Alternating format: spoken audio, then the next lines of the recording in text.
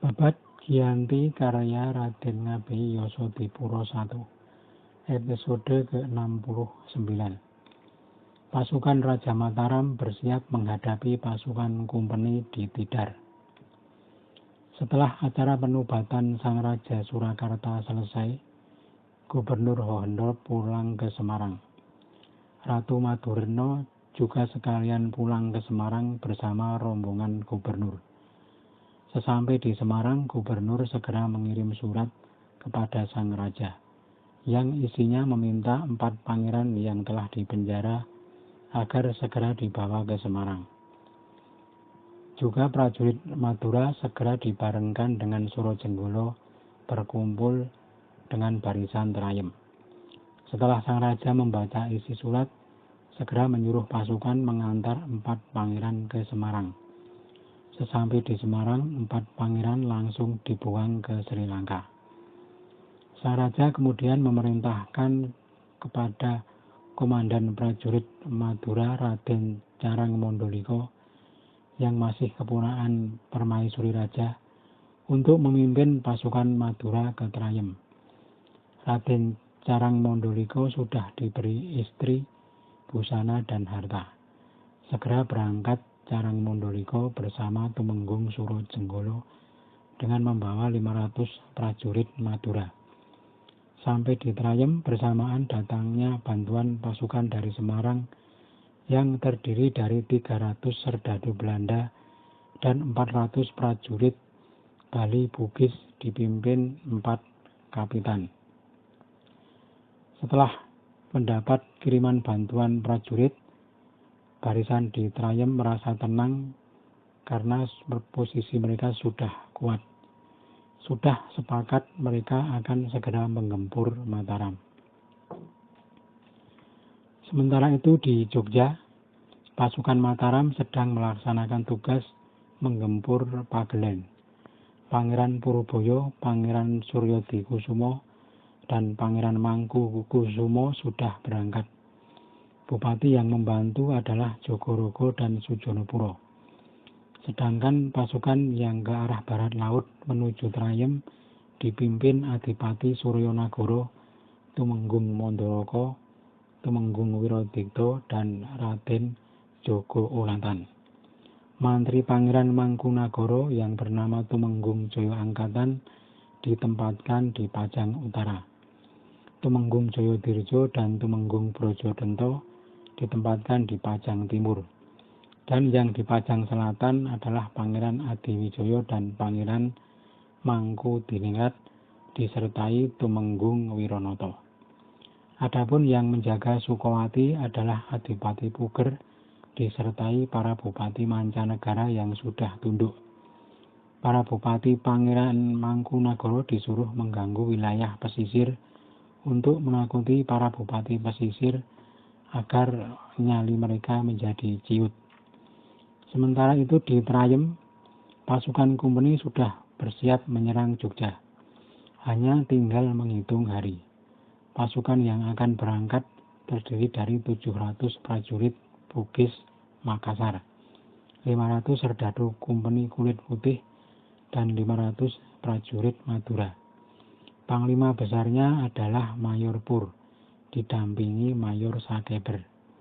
Pasukan Belanda terdiri dari 300 Dragonder dan 200 Kumpeni Darat.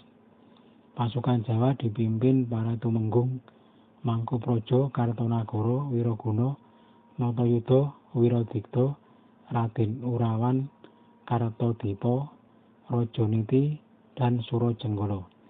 Mereka memimpin pasukannya masing-masing yang terdiri dari para mantri dan prajurit. Jumlah keseluruhan mencapai 10.000 prajurit, dengan 2.000 adalah prajurit seberang dan serdadu Kumpeni. Dari Trayem pasukan gabungan berangkat. Di jalan dibendung oleh pasukan Adipati Suryonegoro dan teman-teman. Sudah dilaporkan kedatangan pasukan Kumpeni kepada Sang Raja di Mataram. Sang Raja ketika mendapat laporan kedatangan pasukan Kumpeni dalam jumlah besar, segera memerintahkan untuk menggempur Pagar Bata.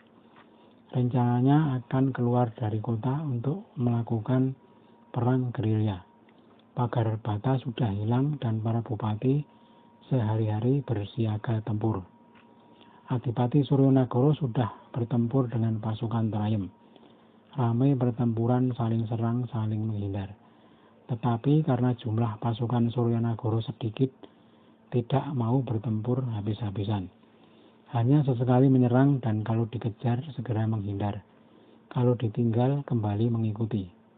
Pasukan Trayem merasa dongkol, tetapi kedua mayor memerintahkan untuk mengabaikan pasukan Suryonagara. Setelah beristirahat semalam, laju pasukan terus berjalan ke arah Yogya. Yang menjadi petunjuk jalan adalah Tumenggung Suro Jenggolo. Sementara itu yang di Jogja, pasukan sudah meninggalkan kota menuju ke arah timur. Yang ditinggal sebagai penjaga hanya 3 punggawa saja. Tumenggung Wiraguna, Tumenggung Wiratmojo, dan Tumenggung Wiranata dengan 900 prajurit berkuda. Ketika pasukan Trayem sudah mendapati Yogya telah sepi, mereka kemudian berusaha melacak jejak musuh. Mayor memerintahkan untuk mengejar musuh larinya kemana dan disuruh mengumpulkan Tumenggung Rajaniti dan Tumenggung Suro Jenggolo yang ditunjuk untuk melacak jejak musuh. Oleh Sang Raja Mataram, pasukan Adipati Suryonagara dipanggil berkumpul di Kedu. Pasukan Sang Raja Mataram yang semula ke arah timur sudah berbelok ke utara. Tak lama lalu berbelok ke barat menuju Kedu. Adipati Mangkunagara dan pasukannya yang berjalan di belakang berhenti semalam di pesantren. Paginya berangkat dan bermarkas di Patak. Orang-orang desa sekitar sudah menyerah. Lalu pasukan Mangkunagara berlanjut menyeberang Kali Progo menuju ke Temanggung. Tidak ada yang menghalangi jalan. Raden Mangunkusumo dan Arya Kusumo sudah bergabung dengan Adipati Suryonagara, juga dengan Mandoroko, Joko Ulatan, dan Wiradikta untuk berangkat ke Kedu.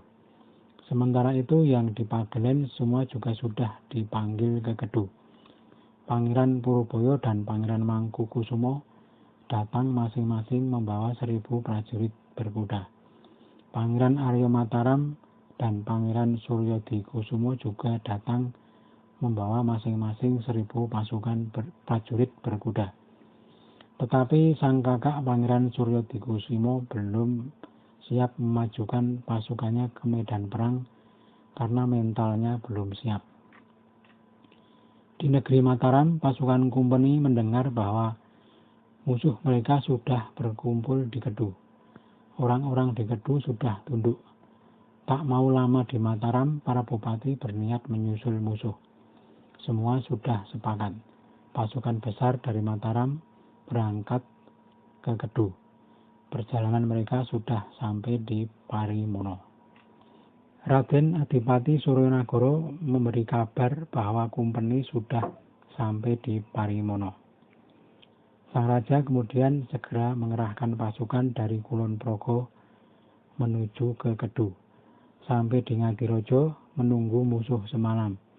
Lalu disepakati akan menghadang musuh di Tidar, karena ada sebuah lapangan luas di sana. Untuk gelar perang besok, sang raja meminta menempati bagian dada dengan 3 punggawa, Tumenggung Jogopuro, Jayanagara, dan Adipati Jayaningrat Mataram. Yang akan menghadapi pasukan darat Madura adalah Adipati Mangkunagara. Adipati Suryonagara menghadapi Kumpeni Islam. Sudah matang rencananya. Paginya segera berangkat ke tempat yang dituju. Kumpeni pun sudah mendekat ke medan perang.